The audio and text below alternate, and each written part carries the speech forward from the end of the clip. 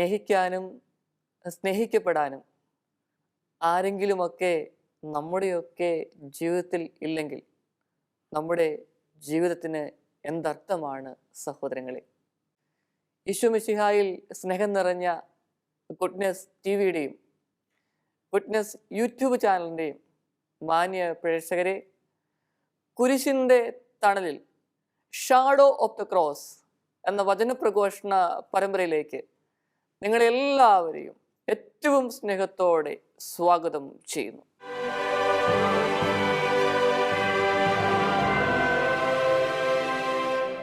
എൻ്റെ പ്രിയപ്പെട്ട സുഹൃത്തുക്കളിൽ ഒരാൾ ക്ലിനിക്കൽ സൈക്കോളജിസ്റ്റാണ്.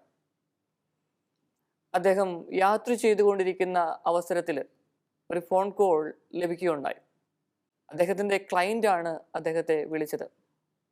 വലിയ വേദനയോടെ ആ ക്ലയൻ്റ് അദ്ദേഹത്തോട് പറയുകയാണ്, ജീവിതം മടുത്തു, ജീവിതം അവസാനിപ്പിക്കുവാനായി ഞാൻ തൊട്ടടുത്തുള്ള റെയിൽവേ ട്രാക്കിലേക്ക് നീങ്ങിക്കൊണ്ടിരിക്കുകയാണ്. പെട്ടെന്ന് എൻ്റെ സുഹൃത്തിന് വലിയ ബുദ്ധിമുട്ടായി. എങ്കിലും അദ്ദേഹം മനസാന്നിധ്യം വീണ്ടെടുത്തുകൊണ്ട് ആ ക്ലയൻറ്റിനോട് കുറച്ചു നേരം കൂടെ സംസാരിക്കാനായിട്ട് ശ്രമിച്ചുകൊണ്ടിരുന്നു. അവനെ കേൾക്കുന്നു, അതോടൊപ്പം തന്നെ പല സബ്ജക്റ്റുകൾ മാറി മാറി സംസാരിക്കാനായിട്ട് ശ്രമിച്ചുകൊണ്ടിരിക്കുകയാണ്. ഈ റെയിൽവേ ക്രോസ് ധാരാളം ട്രെയിനുകൾ മണിക്കൂറുകളിൽ പോകുന്ന ഒരു സ്ഥലമാണ്. ഇദ്ദേഹത്തിന് അത് നന്നായിട്ട് അറിയാം. ആ ലൊക്കേഷനൊക്കെ അദ്ദേഹം സ്കെച്ച് ചെയ്തു. ഈ ക്ലയൻറ്റിനോട് സംസാരിച്ചു കൊണ്ടിരിക്കുന്ന സമയത്ത് തന്നെ തൊട്ടടുത്തുള്ള പോലീസ് സ്റ്റേഷനിൽ കയറി ഡീറ്റെയിൽസ് ഒക്കെ പതുക്കെ അങ്ങ് കൈമാറി അല്പസമയം ഹോൾഡ് ചെയ്ത് ആ ക്ലയൻറ്റിനോട് സംസാരിച്ചു. അങ്ങനെ ഏകദേശം ഒരു 45-50 മിനിറ്റ് ഈ ക്ലയൻറ്റുമായിട്ട് ഇദ്ദേഹത്തിന് സംസാരിക്കാനായിട്ട് സാധിച്ചു. പെട്ടെന്ന് തന്നെ ആ പോലീസുകാർ ആ സ്റ്റേഷൻ്റെ അടുത്തായതുകൊണ്ട് അവിടെ എത്തുകയാണ് ചെയ്യുന്നത്. ഈ വ്യക്തിയുടെ അടുക്കൽ പോലീസ് ജീപ്പ് എത്തിയപ്പോൾ എൻ്റെ സുഹൃത്തിനോട് പറഞ്ഞു, പോലീസ് ജീപ്പ് എത്തുന്നുണ്ട്, എന്താണ് സംഭവിക്കുന്നതെന്ന് അറിയത്തില്ല, എൻ്റെ നേർക്കാണല്ലോ വരുന്നതെന്ന് പറഞ്ഞു. അപ്പോൾ എൻ്റെ സുഹൃത്ത് മറുപടി പറഞ്ഞു, വിഷമിക്കൊന്നും വേണ്ട, അവർ നിൻ്റെ അടുത്ത് വന്ന് എന്തെങ്കിലും ചോദിച്ചു കഴിഞ്ഞാൽ നിൻ്റെ ബുദ്ധിമുട്ടങ്ങ് പറയുക, ഞാനുണ്ട് നിൻ്റെ കൂടെ, നിന്നെ പോലീസ് സ്റ്റേഷനിലേക്ക് കൊണ്ടുപോവുകയാണെങ്കിൽ എൻ്റെ പേര് പറഞ്ഞാൽ മതി, ഞാൻ അവിടെ വന്ന് നിന്നെ കണ്ട് ആശ്വസിപ്പിക്കാമെന്ന് പറഞ്ഞു. ഏതായാലും കൊള്ളാം, ഒരു നാടകീയമായ രീതിയിൽ എല്ലാ കാര്യങ്ങളും സംഭവിച്ചു. ഈ ക്ലയൻറ്റിനെ പോലീസ് വാഹനത്തിൽ കയറ്റി പോലീസ് സ്റ്റേഷനിൽ എത്തിക്കുകയാണ് ചെയ്തത്. ഏതാനും മണിക്കൂറുകളിൽ തന്നെ എൻ്റെ സുഹൃത്ത് ഈ പോലീസ് സ്റ്റേഷനിൽ എത്തുകയാണ് ചെയ്യുന്നത്. പോലീസ് ഉദ്യോഗസ്ഥർ ഈ വ്യക്തിയോട്, ഈ ക്ലയൻറ്റിനോട് കുറേ കാര്യങ്ങൾ ചോദിച്ചറിഞ്ഞു. അവൻ്റെ മാനസിക നില, മനോവിഷമമൊക്കെ അവർ കുറേ കൂടിയൊക്കെ മനസ്സിലാക്കി. അപ്പോൾ അവർ പറഞ്ഞ ഒരു കാര്യമുണ്ട്, ഈ വ്യക്തിക്ക് സൈക്കോളജിക്കലായിട്ടുള്ള കൗൺസിലിംഗ് ട്രീറ്റ്മെൻ്റ് ഒക്കെ എടുക്കണം, അത് കൊടുക്കുന്നുണ്ടെന്നറിയാം. അതോടൊപ്പം തന്നെ ഇവന് കുടുംബത്തിലൊരു സുരക്ഷിതത്വം ആവശ്യമാണ്. സ്നേഹിക്കുന്ന ഒരു മാതാവോ പിതാവോ ഒന്നും ഇവൻ്റെ ജീവിതത്തിൽ ഉണ്ടായിട്ടില്ല, സഹോദരങ്ങൾ ഉണ്ടായിട്ടില്ല. അതോടൊപ്പം തന്നെ അല്പമൊക്കെ ഡ്രഗ്സിന് അടിമപ്പെട്ട ഒരു വ്യക്തിയും കൂടിയാണ്. അപ്പോൾ അങ്ങനെയുള്ളൊരു അവസരം കൂടി നിങ്ങൾക്ക് ഒരുക്കി കൊടുക്കുവാനായിട്ട് സാധിക്കാമോ എന്ന് ചോദിച്ചുകൊണ്ട് ഇവനെ ഈ സുഹൃത്തിനൊപ്പം യാത്രയാക്കിയാണ് ചെയ്യുന്നത്. സ്നേഹമുള്ളവരെ, ഓരോ ജീവിതവും സുന്ദരമാണ്. ഭൂമിയിൽ ദൈവമാണ് എല്ലാ സംവിധാനങ്ങളും സൃഷ്ടിച്ചത്.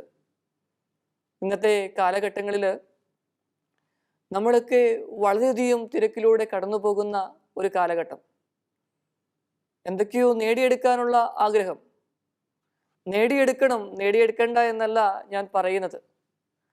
അതിനേക്കാളൊക്കെ ഉപരിയായിട്ട് ഉള്ളത് കൊണ്ടൊന്ന് സന്തോഷമായിട്ടൊന്ന് ജീവിക്കുവാനായിട്ട്, നമ്മുടെ കൂടെയുള്ളവരോട് കൂടെ അല്പസമയം വർത്തമാനമൊക്കെ പറഞ്ഞ് സ്പെൻഡ് ചെയ്ത് സന്തോഷമായിട്ടൊന്ന് ഉല്ലസിക്കാനായിട്ട് സാധിക്കുന്നുണ്ടോ?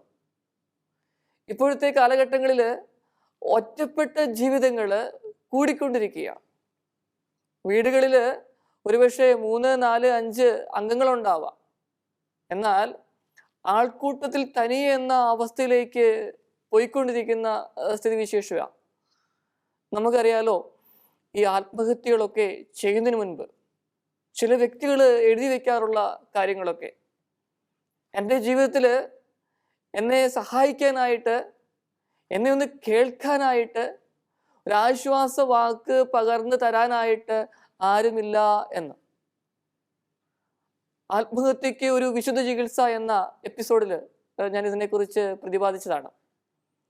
സ്നേഹമുള്ളവരെ, നമ്മുടെയൊക്കെ ചുറ്റോട് ചുറ്റും ധാരാളം വ്യക്തികൾ ഈ ഒരു വ്യതയിലൂടെ കടന്നു പോകുന്ന അവസ്ഥ നമുക്ക് കാണുവാനായിട്ട് സാധിക്കും. യെശയ്യാ പ്രവാചകന്റെ പുസ്തകത്തിൽ 30-ാമത്തെ അധ്യായത്തിലെ 21-ാമത്തെ വചനം പറഞ്ഞു വയ്ക്കുന്നത് ഇപ്രകാരമാണ്. വലിയ ആശ്വാസം നൽകുന്ന, പ്രതീക്ഷ നൽകുന്ന ഒരു വചനമാണ് യെശയ്യാ 30:21. മകളെ, മകനെ, നീ വലത്തോട്ടോ ഇടത്തോട്ടോ തിരിയുമ്പോൾ നിന്റെ കാതുകൾക്ക് പിന്നിൽ നിന്ന് നീ ഒരു ശബ്ദം കേൾക്കും. ഇതാണ് വഴി, ഇതിലേ പോവുക. ഇതാണ് വഴി, ഇതിലേ പോവുക. സ്നേഹമുള്ളവരെ, നിശബ്ദതയിൽ മാത്രമേ ദൈവത്തിൻ്റെ സ്വരം ശ്രവിക്കുവാനായി സാധിക്കുകയുള്ളൂ. ധാരാളം വ്യക്തികളുമായി സംഭാഷണം നടത്തിയിട്ടുണ്ട്. അവരുടെ വേദനകൾ കേട്ടറിയുവാനായിട്ട് സാധിച്ചിട്ടുണ്ട്. ചിലരൊക്കെ പറയാറുണ്ട്, അച്ചോ, തകർന്ന് തരിപ്പണമായി എന്ന് വിചാരിക്കുന്ന നിമിഷങ്ങളിൽ വിശുദ്ധ കുർബാനയുടെ മുമ്പിലിരുന്നു കൊണ്ട്, ഈശോയുടെ സാന്നിധ്യം അനുഭവിച്ചറിഞ്ഞുകൊണ്ട് ഒരു കൂട്ടുകാരനോടോ കൂട്ടുകാരിയോടോ സംസാരിക്കുന്ന ഇതിൽ ഞങ്ങൾ സംസാരിച്ചിട്ടുണ്ട്. അങ്ങനെ സംസാരിക്കുന്ന അവസരത്തിൽ മനസ്സിൽ ഭയങ്കര നിർവൃതിയാണ്. ചിലപ്പം സംസാരിക്കാനൊന്നും പറ്റത്തില്ല, വെറുതെ അവിടെ പോയി ഇരിക്കും കുറേ നേരം. തിരുവോസ്തിരൂപനായ ഈശോയെ ഒന്ന് നോക്കും. അങ്ങനെ ആ സാന്നിധ്യത്തിൽ ഇങ്ങനെ കുറേ നേരം ലയിച്ചിരിക്കും. പിന്നെ പുറത്തേക്ക് ഇറങ്ങുമ്പം അറിയപ്പെടാത്ത ഒരു ആനന്ദ നിർവൃതിയാണ്. അങ്ങനെയാ ജീവിതത്തെ കൈകാര്യം ചെയ്യുന്നത് എന്ന്. സ്നേഹമുള്ളവരെ, ഇത് ക്രൈസ്തവർ മാത്രമല്ല, അക്രൈസ്തവരായിട്ടുള്ള ആൾക്കാരും ഈ ഒരു മനോഭാവത്തിലേക്ക് വരുന്നുണ്ട്, ഈ ഒരു വിശ്വാസത്തിലേക്ക് വരുന്നുണ്ട്. നമുക്ക് ചുറ്റോട് ചുറ്റും വിശുദ്ധ കുർബാന എഴുന്നള്ളിച്ചു വെച്ച് ഉള്ള പള്ളികളുണ്ട്, നിത്യാരാധന ചാപ്പലുകളുണ്ട്. അവിടെയൊക്കെ പോയി പ്രാർത്ഥിക്കാറുണ്ട്. ഞാൻ പറഞ്ഞു വന്നത് ഇപ്രകാരമാണ്. തിരക്കിനിടയിൽ, ബഹളമയമായ ജീവിതത്തിനിടയിൽ അല്പസമയം ശാന്തമായിട്ടിരിക്കുവാനായിട്ട്, ദൈവത്തിൻ്റെ സ്വരം ശ്രവിക്കുവാനായിട്ട് സാധിച്ചാൽ വലിയ സന്തോഷമാണ്. ജീവിതം പതുക്കെ പതുക്കെ ആ ജീവിതത്തിൻ്റെ നിയന്ത്രണം നമുക്ക് വീണ്ടെടുക്കാനായിട്ട് സാധിക്കും. പ്രിയപ്പെട്ടവരെ, ഉൽപ്പത്തിയുടെ പുസ്തകത്തിൽ 21-ാമത്തെ അധ്യായത്തിൽ 14 മുതൽ 21 വരെയുള്ള വചനങ്ങളിൽ ഹാഗാറിനെ കുറിച്ചും ഹാഗാറിൻ്റെ മകനെക്കുറിച്ചും ഒക്കെ നാം വായിച്ചു കേൾക്കുന്നുണ്ട്. നിരന്തരമായ സാറയുടെ ആ ഒരു ശല്യം സഹിക്കവയ്യാതെ ഉപദേശം കേട്ടു മടുത്ത എബ്രഹാം എന്തു ചെയ്തു എന്ന് നമുക്കറിയാം. ഹാഗാറിനെയും മകനെയും മരുഭൂമിയിലേക്ക് യാത്രയാക്കാനായിട്ട് അദ്ദേഹം തയ്യാറാകുകയാണ്. ഇനി മരുഭൂമിയിലേക്ക് യാത്രയാകുന്നതിന് മുൻപ് ആ ഹാഗാറിൻ്റെ തുകൽ സഞ്ചിയിൽ അല്പം വെള്ളവും അപ്പവും ഒക്കെ എടുത്തു വെച്ച് അങ്ങനെ യാത്രയാക്കുകയാണ്. അബ്രാഹത്തിൻ്റെ മനസ്സിൽ വലിയ ദുഃഖമുണ്ട്, നൊമ്പരമുണ്ട്. പക്ഷെ എന്തു ചെയ്യാനാ, ഒരു നിവൃത്തിയില്ല. എന്നാൽ ദൈവത്തിൻ്റെ ഹിതം വേറൊന്നായിരുന്നു. പ്രിയപ്പെട്ടവരെ, ദൈവമറിയാതെ ഒന്നും വരത്തില്ലല്ലോ. അങ്ങനെ ഹാഗാർ മരുഭൂമിയിലെത്തുന്നു. മകൻ്റെ നിലവിളി ഇങ്ങനെ ഉയരുകയാ. കാരണം എന്താ, ആ കുഞ്ഞു കൊച്ചിന് വിശക്കുന്നുണ്ട്. അപ്പവും തുകൽ സഞ്ചിയിൽ കരുതിയിരുന്ന വെള്ളവും ഒക്കെ തീർന്നു. അവസാനം കുട്ടി മരണത്തിൻ്റെ അടുക്കലെത്തിയെന്ന് വിചാരിച്ചു. ഇനി എനിക്കൊന്നും ചെയ്യാനായിട്ട് സാധിക്കത്തില്ല എന്ന് ഹഗാറിന് തോന്നി. അങ്ങനെ ഇരിക്കുന്ന സമയത്ത് ഒരു കുറ്റിക്കാടിനരികെ ഈ മകനെ വെച്ചിട്ട് പുറം തിരിഞ്ഞു നിന്ന് കരയുന്ന, നിലവിളിക്കുന്ന ഹാഗാറിൻ്റെ ചിത്രം ഉൽപ്പത്തി പുസ്തകത്തിൽ നാം വായിക്കുന്നുണ്ട്. കുട്ടിയെ കുറ്റിക്കാടിന് അരികെ കിടത്തിയിട്ട് കുട്ടി മരിക്കുന്നത് കാണാൻ പറ്റില്ല. അതുകൊണ്ട് അവൾ നിലവിളിച്ച് ഹൃദയം നൊന്ത് ദൈവത്തെ വിളിക്കുന്ന ഒരു ചിത്രം. അപ്പോൾ സ്വർഗത്തിൽ നിന്ന് ദൈവത്തിൻ്റെ ദൂതൻ പ്രത്യക്ഷപ്പെട്ടു. ഹാഗാർ, നീ പരിഭ്രമിക്കുകയോ പേടിക്കുകയോ ഒന്നും വേണ്ട, കുട്ടിയെ കയ്യിലെടുക്കുവാനുള്ള ഒരു ആഹ്വാനം. അങ്ങനെ അവള് ആ കുട്ടിയെ കയ്യിലെടുക്കുക ചെയ്യുന്നത്. പിന്നെ മുമ്പോട്ടുള്ള ജീവിതത്തെക്കുറിച്ചൊക്കെ നമുക്കറിയാം. ദൈവം വലിയ സംരക്ഷണം കൊടുക്കുന്ന ചിത്രം. സ്നേഹമുള്ളവരെ, നമ്മുടെയൊക്കെ ജീവിതങ്ങളിൽ ചില സാഹചര്യങ്ങളിൽ ചിന്തിക്കും, പ്രിയപ്പെട്ടവരൊക്കെ ഉപേക്ഷിച്ചല്ലോ. ഒരുപക്ഷെ നമ്മൾ ജീവിതത്തിലെ പ്രയാസങ്ങളും വേദനകളും ഒക്കെ നമ്മൾ മറ്റുള്ളവരോട് പങ്കുവയ്ക്കാറുണ്ട്. മറ്റുള്ളവർ എന്ന് പറയുമ്പോൾ നമ്മുടെ പ്രിയപ്പെട്ടവരോട് പങ്കുവയ്ക്കാറുണ്ട്. അവരതൊക്കെ ശ്രദ്ധയോടെ കേൾക്കും. എന്നാൽ ഒരു സാഹചര്യത്തിൽ അവർക്ക് നമ്മെ അക്കമഡേറ്റ് ചെയ്യാനായിട്ട് സാധിക്കാതെ വന്നു കഴിയുമ്പം ചിലപ്പോൾ മനസ്സില്ലാ മനസ്സോടെ ഈ ഹാഗാറിനെ അബ്രാഹാം ഇറക്കി വിട്ടതുപോലെ നമ്മളെയും അവരുടെ മനസ്സിൽ നിന്ന് ഇറക്കി വിടാൻ സാധ്യതയുണ്ട്. ഇങ്ങനെ വരുന്ന സാഹചര്യത്തിൽ മനസ്സ് പ്രക്ഷുബ്ധമാണ്. കാരണം എല്ലാം അറിയാവുന്ന വ്യക്തികളാണ് ഇറക്കി വിടുക. വലിയ പ്രയാസമാണ്, വലിയ ദുഃഖമാണ് ഇങ്ങനെ വന്നു കഴിഞ്ഞാൽ. അങ്ങനെ വരുമ്പോൾ പിന്നെ ജീവിതത്തിൽ ആരെയും വിശ്വസിക്കാനോ ട്രസ്റ്റ് ചെയ്യാനൊന്നും പറ്റില്ല. ആരോടൊന്നും പറയാൻ പോലും തോന്നത്തില്ല. അങ്ങനെയാ വരുന്നത്. ഈ ഒരു അവസ്ഥയിൽ നാം മനസ്സിലാക്കേണ്ട ഒരു കാര്യമുണ്ട്. പ്രിയപ്പെട്ടവരെ, ദൈവം അറിയാതെ ഒന്നും നമ്മുടെയൊക്കെ ജീവിതത്തിൽ സംഭവിക്കത്തില്ല.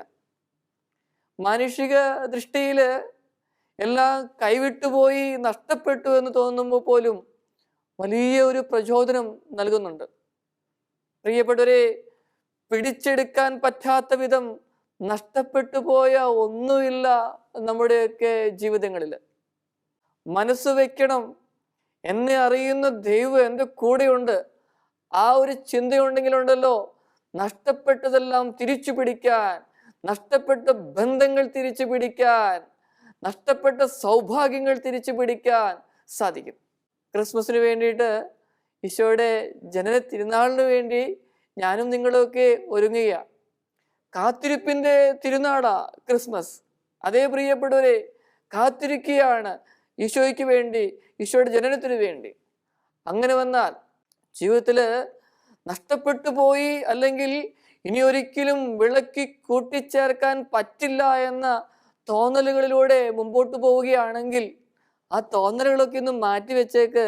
ഇതാ ഈശോ നമ്മുടെ കൂടെയുണ്ട്. ഈശോയുടെ സാന്നിധ്യം അനുഭവിച്ചറിയണം. ചില വ്യക്തികൾ പങ്കുവയ്ക്കാറുണ്ട്, അച്ചോ, ഒരു കാലഘട്ടങ്ങളിൽ ഞങ്ങൾ ആ കുടുംബവുമായിട്ട് അല്ലെങ്കിൽ ഇന്ന വ്യക്തിയുമായിട്ട് വലിയൊരു സ്നേഹത്തിലായിരുന്നു. എന്നാൽ എന്തോ ഒരു കാര്യം, ഒരു തെറ്റിദ്ധാരണ, അല്ലെങ്കിൽ എൻ്റെ കയ്യിൽ നിന്ന് വന്ന ഒരു കൈപ്പിഴ, എന്തോ ആകട്ടെ, അതിൻ്റെ പേരിൽ വർഷങ്ങളായ അച്ഛാ ഇങ്ങനെ മിണ്ടാതെ പിണങ്ങി ജീവിക്കുന്നു. പ്രത്യേകിച്ച് ഉപദ്രവമൊന്നും ഈ വ്യക്തിയോ കുടുംബങ്ങളോ ഒന്നും ചെയ്യുന്നില്ല. പക്ഷേ ഈ നിശബ്ദത എന്ന് പറയുന്നുണ്ടല്ലോ, അത് കൊന്നുകളയാണ് അച്ഛാ ചെയ്യുന്നത് മനസ്സിനെ, ജീവിതത്തെ. അവരുമായിട്ടുള്ള സ്നേഹവും സൗഹൃദവും അതിനെക്കുറിച്ചൊക്കെ ഓർക്കുമ്പം, ആ പഴയ കാലങ്ങളെക്കുറിച്ചൊക്കെ ഓർക്കുമ്പോൾ ഭയങ്കര സന്തോഷം വെച്ചാൽ. അങ്ങനെ ഒരു കാലം ഇനിയും വീണ്ടും കിട്ടുമോ? ഈ തെറ്റിദ്ധാരണ എങ്ങനെയാണ് ഇനി അവരുടെ മനസ്സിൽ നിന്നും മാറ്റിയെടുക്കുവാനായിട്ട് സാധിക്കുക? മാപ്പ് പറഞ്ഞാലോ വ്യക്തിപരമായി സംസാരിച്ചാലോ ഒന്നും ഏശുന്നില്ല അച്ഛാ. ഒത്തിരി ശ്രമിച്ചു നോക്കി, ഫോൺ വിളിച്ചു മടുത്തു. അവസാനം അവര് ഇനി വിളിക്കേണ്ടെന്ന് പറഞ്ഞു. പിന്നെയും മനസ്സസ്വസ്ഥമായപ്പം വിളിച്ചു. അങ്ങനെ വന്നപ്പം ബ്ലോക്ക് ചെയ്തു. പിന്നെ വീടുകളിലേക്ക് ചെന്ന് കഴിഞ്ഞപ്പോൾ എൻ്റെ മുഖം കാണുമ്പോഴേ വാതിൽ കൊട്ടി അടച്ചു. പള്ളിയിലോ മറ്റു സ്ഥലങ്ങളിലോ വെച്ച് കണ്ടാൽ എന്നെ കാണുമ്പോഴേ ഓടിയകലും. അച്ചോ, തെറ്റുപറ്റിപ്പോയി ഒരു കാലഘട്ടങ്ങളിൽ. പക്ഷേ ഇത്രമാത്രം ഞാൻ വേദന എന്തിനാച്ചാ ഇത് ഞാൻ നേരിടുന്നേ? ഞാൻ ഇതിനുള്ള പാപങ്ങളോ വേദനിപ്പിക്കുന്ന അനുഭവങ്ങളോ ഒന്നും കൊടുത്തിട്ടില്ല. എന്തോ ഒന്ന് ചെറിയൊരു പാകപ്പിഴ എൻ്റെ കയ്യിൽ നിന്ന് പറ്റിപ്പോയി. ഇനി എങ്ങനെ ഈ ബന്ധം, ഈ നഷ്ടപ്പെട്ട സൗഹൃദം വീണ്ടെടുക്കാനായിട്ട് സാധിക്കും? ഇങ്ങനെയുള്ള മനക്ലേശം അനുഭവിക്കുന്ന വ്യക്തികൾ ധാരാളമാണ്. ഇതൊരു ചെറിയൊരു കാര്യമല്ല. കാരണം എന്താ? നമ്മൾ സ്നേഹിക്കുന്ന വ്യക്തികൾ, നമ്മളെല്ലാം പങ്കുവെച്ച വ്യക്തികൾ, നമ്മളൊക്കെ തുറന്ന് സംസാരിച്ച് നമ്മളെ അറിയാവുന്ന വ്യക്തികൾ നമ്മളോട് ഒരു ഡിസ്റ്റൻസ് കീപ്പ് ചെയ്യുമ്പം ഭയങ്കര വേദനയാ പ്രിയപ്പെട്ടവരെ. ഇനി കുറച്ചും കൂടി ഒന്ന് ഒരു പടി കൂടെ കടന്ന് നമുക്ക് ചിന്തിക്കാം. കുടുംബജീവിതമൊക്കെ നയിക്കുന്ന വ്യക്തികൾ, സന്തോഷത്തോടെ പോകുന്ന വ്യക്തികൾ ചെറിയൊരു തെറ്റിദ്ധാരണയുടെ പേരിൽ അകന്നു പോകുന്നു. സെപ്പറേഷൻ്റെയും ഡിവോഴ്സിൻ്റെയും ഒക്കെ വക്കിലെത്തി അല്ലെങ്കിൽ അങ്ങനെ ജീവിക്കുന്ന വ്യക്തികൾ ധാരാളമാണ്. ഞാൻ കഴിഞ്ഞ എപ്പിസോഡിൽ സംസാരിച്ചു. അതായത് ഒരു നിമിഷത്തെ ഏറ്റുപറച്ചിൽ, ഒരു നിമിഷത്തെ സംയമനം മതിയായിരുന്നു ആ ബന്ധം ഒന്ന് കൂട്ടിച്ചേർത്തെടുത്തുകൊണ്ട് പോകുവാനായിട്ട്. അന്നത് സാധിച്ചില്ല. ഇന്ന് ആഗ്രഹമുണ്ട്, ഏറ്റുപറച്ചിലുണ്ട്, സംയമനമുണ്ട്, സാധിക്കുന്നില്ല. ഇതെങ്ങനെയാണ് ഇനി ചെയ്യുവാനായിട്ട് സാധിക്കുക? സ്നേഹമുള്ളവരെ, ഭയപ്പെടേണ്ട, ഈശോ കൂടെയുണ്ട്. ഇനി സാമ്പത്തികമായി വലിയ ക്ലേശങ്ങളിലൂടെ പോകുന്ന വ്യക്തികളുണ്ട്, ബിസിനസ്സിൽ പരാജയപ്പെട്ടവരുണ്ട്. ഉള്ള ബിസിനസ്സിനെ എങ്ങനെ മെയിൻറ്റെയിൻ ചെയ്തു പോകും അറിയത്തില്ല. എനിക്കറിയാം, ഒരു വ്യക്തി വലിയ വേദനയോടെ ദുഃഖത്തോടെ എൻ്റെ മുമ്പിൽ വന്നു. അദ്ദേഹം ഇങ്ങനെ വിറച്ചുകൊണ്ടിരിക്കുകയാണ്. ഒന്നും പറയാനായിട്ട് അദ്ദേഹത്തിന് പറ്റുന്നില്ല. കൈ ഇങ്ങനെ ശക്തമായിട്ട് വിറച്ചുകൊണ്ടിരിക്കുക. ഒരു ബിസിനസ്സുകാരനാണ്. അദ്ദേഹത്തിന് മുമ്പോട്ട് ഇനി ഭാവിയെക്കുറിച്ച് ചിന്തിക്കാൻ പോലും പറ്റുന്നില്ല. അത്രമാത്രം കടബാധ്യതകളിലൂടെയാണ് അദ്ദേഹം കടന്നു പോയിക്കൊണ്ടിരിക്കുന്നത്. ഒരു രക്ഷയില്ല. കുറേ നേരം സംസാരിക്കുമ്പം അദ്ദേഹത്തിന് ആശ്വാസം കൊടുക്കും. പിന്നെ നിശബ്ദമായിട്ടിരുന്നാലും ഇങ്ങനെ കൈ ഇങ്ങനെ വിറച്ചുകൊണ്ടിരിക്കും. കാരണം എന്താ? ഭാവിയെക്കുറിച്ചുള്ള ചിന്തയാ. കാരണം ഒരുപാട് അസ്വസ്ഥതകളും ടെൻഷൻസും ഉണ്ട്. ധാരാളം സ്റ്റാഫൊക്കെയുള്ള ഒരു കമ്പനിയിലെ ഒരു ഉടമയാണ്. പക്ഷെ പറ്റുന്നില്ല. പ്രിയപ്പെട്ടവരെ, അങ്ങനെയുള്ള ജീവിതങ്ങൾ ധാരാളമാണ്. പതുക്കെ അവരോടൊപ്പം യാത്ര ചെയ്യുവാനായിട്ട് ശ്രമിച്ചിട്ടുണ്ട്. അങ്ങനെ എമ്മൗസിലേക്ക് ശിഷ്യന്മാരുടെ കൂടെ ഈശോ യാത്ര ചെയ്തില്ലേ? അതുപോലെ യാത്ര ചെയ്യാനായിട്ട് വിളിക്കപ്പെട്ടവരാണ് നമ്മളെല്ലാവരും. കാരണം എന്താ? ഇന്നത്തെ കാലഘട്ടങ്ങളിൽ വിശപ്പിനേക്കാൾ വലിയ കാര്യങ്ങളുണ്ട് പ്രിയപ്പെട്ടവരെ. ഭക്ഷണം, അതൊരു വിശപ്പാണ്. ഭക്ഷണത്തിന് വേണ്ടിയിട്ടുള്ളൊരു വിശപ്പ്.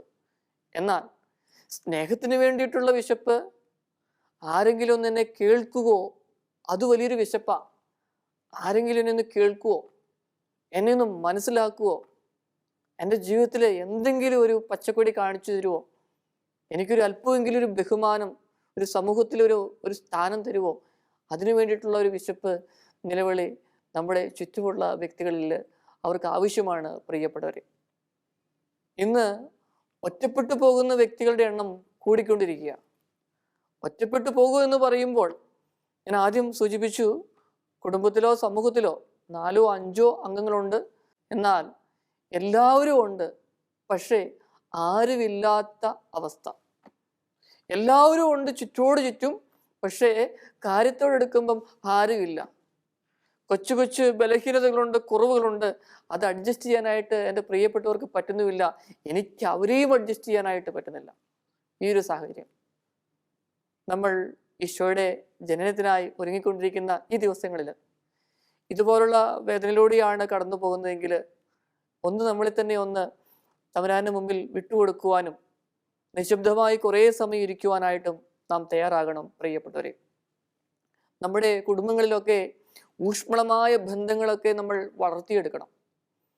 കാരണം മക്കൾക്ക് ജന്മം കൊടുത്തു, അവർക്ക് വേണ്ടി സമ്പത്ത് ഒക്കെ സമ്പാദിക്കുന്നു, നല്ല കാര്യം. ആത്മീയ മൂല്യങ്ങൾ എത്രമാത്രം പറഞ്ഞു കൊടുക്കുവാനായിട്ട് സാധിക്കുന്നുണ്ട്. എനിക്കറിയാം, ആത്മീയ മൂല്യങ്ങളൊക്കെ പറഞ്ഞു കൊടുത്ത് അവരോടൊപ്പം യാത്ര ചെയ്യുന്ന കുടുംബങ്ങളെ, മാതാപിതാക്കളെയൊക്കെ എനിക്കറിയാം. എന്നാൽ ചിലവരൊക്കെ തിരക്കിനിടയിലെല്ലാം മറന്നു പോവുകയാണ്. ആത്മീയ മൂല്യങ്ങളൊക്കെ മാറ്റിവെച്ചു. പിന്നെ വേദപാഠ ക്ലാസ്സുകളിലേക്കൊക്കെ പറഞ്ഞയക്കുന്നുണ്ട്. എന്നാൽ ആഴത്തിലേക്കുള്ളൊരു വിശ്വാസം കൊടുക്കുവാനായിട്ട് സാധിക്കുന്നില്ല. കുടുംബത്തിൽ നിന്ന് ആഴമേറിയ ഒരു വിശ്വാസവും മാതൃകയും വിശ്വാസ ജീവിതവും ഒക്കെ കൊടുത്തു കഴിഞ്ഞെങ്കിൽ മാത്രമേ നമ്മുടെ മക്കൾക്ക് പ്രതികൂല സാഹചര്യങ്ങൾ ഉണ്ടാകുമ്പോൾ ഒന്ന് പിടിച്ചു നിൽക്കുവാനായിട്ട് സാധിക്കത്തുള്ളൂ. ഇഴയടുപ്പമുള്ള കുടുംബ ബന്ധങ്ങളും ഇന്നത്തെ കാലഘട്ടങ്ങളിൽ ആവശ്യമാണ്. കാണുമ്പോൾ ചിരിക്കാം, ഹായ് ബായ് പറയാം. അതിൽ അവസാനിക്കുന്നതല്ല പ്രിയപ്പെട്ടവരെ നമ്മുടെ ജീവിതം. ഈ ജീവിതം കുറച്ചു നാളുകളേ ഉള്ളൂ. ആ കുറച്ചു നാള് ഉള്ളത് കൊണ്ട് സന്തോഷമായിട്ടൊന്ന് ജീവിക്കുവാനായിട്ട്, മനസ്സിൻ്റെ വേലിക്കെട്ടുകളൊക്കെ ഒന്ന് മാറ്റിക്കൊണ്ട് ഹൃദയത്തിൻ്റെ ഉള്ളിൽ നിന്ന് ഒന്ന് സ്നേഹിക്കാനായിട്ട്, ഒരു സപ്പോർട്ട്, ഒരു കൈത്താങ്ങ് കൊടുക്കാനായിട്ട് നമുക്ക് സാധിക്കട്ടെ. അത്രമാത്രം മതി. നമുക്കറിയാം, നമ്മുടെ ചുറ്റും നല്ല കഴിവുകളുള്ള വ്യക്തികളുണ്ട് ധാരാളം. ഞാൻ ഓർക്കുന്നു, ഈ മലബാറിലൊക്കെ വാഴത്തോട്ടങ്ങളൊക്കെ ധാരാളമുണ്ട്. വലിയ വാഴക്കുലകൾ ഉണ്ടാകുന്ന സമയത്ത് ഈ കർഷകര് ഒരു ചെറിയ തൂണെടുത്തുകൊണ്ട് അതിനൊരു സപ്പോർട്ട് കൊടുക്കും. ഒരു മരത്തിന്റെ തൂണ് കൊണ്ട് സപ്പോർട്ട് കൊടുക്കും. അല്ലെങ്കിൽ ആ മരത്തിന്റെ തൂണിലേക്ക് ഈ വാഴയെ ഒന്ന് പിടിച്ചു കെട്ടും. അങ്ങനെ ആ വാഴക്കുല ഏതാനും മാസങ്ങൾക്കുള്ളിൽ വിളഞ്ഞ് പാകമായിട്ട് തീരുകയാണ് ചെയ്യുന്നത്. നമ്മുടെയൊക്കെ ജീവിതത്തിൽ ഒരു സപ്പോർട്ട് കൊടുക്കുവാനായിട്ട് സാധിക്കട്ടെ. ഒരു സപ്പോർട്ടാണ് ഏറ്റവും വലുത്. മറ്റുള്ളവർ തളരുന്ന നിമിഷങ്ങളിൽ നമുക്കെല്ലാം ഉണ്ടായിട്ടൊന്നും ആരെയും സപ്പോർട്ട് ചെയ്യാനോ ഒന്നും പറ്റത്തില്ല സഹോദരങ്ങളെ. അണ്ണാൻ കുഞ്ഞിനും തന്നാലായത് അത്രമാത്രം. നമ്മുടെ പ്രാർത്ഥനകളെ, നമ്മുടെ ചിന്തകളെ, നമ്മുടെ ജീവിതങ്ങളെ ഈശോയുടെ കരങ്ങളിലേക്ക് സമർപ്പിക്കാം. ഈശോയെ, എന്നെ കേൾക്കുന്ന ഓരോ വ്യക്തിയെയും ഓരോ കുടുംബത്തെയും സമർപ്പിച്ച് പ്രാർത്ഥിക്കുകയാണ്. ജീവിതത്തിൽ സഹായിക്കാൻ ആരുമില്ല എന്നുള്ള വേദനയിലൂടെ കടന്നു പോകുന്നവർ, മരണത്തെക്കുറിച്ച് ചിന്തിച്ചവർ, ആത്മഹത്യ ചെയ്ത് പരാജയപ്പെട്ടവർ, ഇനി എന്തിനു ജീവിക്കണമെന്ന ചിന്തയിലൂടെ കടന്നു പോകുന്നവർ, ആരുമില്ല എന്ന തോന്നലിൽ വിറങ്ങിലിച്ച് ജീവിച്ചു പോകുന്നവർ, നാഥാ അങ്ങ് ഏറ്റെടുക്കണമേ. അങ്ങ് ഞങ്ങൾക്ക് വേണ്ടിയിട്ടാണല്ലോ പുൽക്കൂട്ടിയിൽ പൂജാതനായത്. നാഥാ ഞങ്ങളെ അങ്ങ് ശക്തിപ്പെടുത്തണമേ. പിതാവിൻ്റെയും പുത്രൻ്റെയും പരിശുദ്ധാത്മാവിൻ്റെയും നാമത്തിൽ ആമേൻ.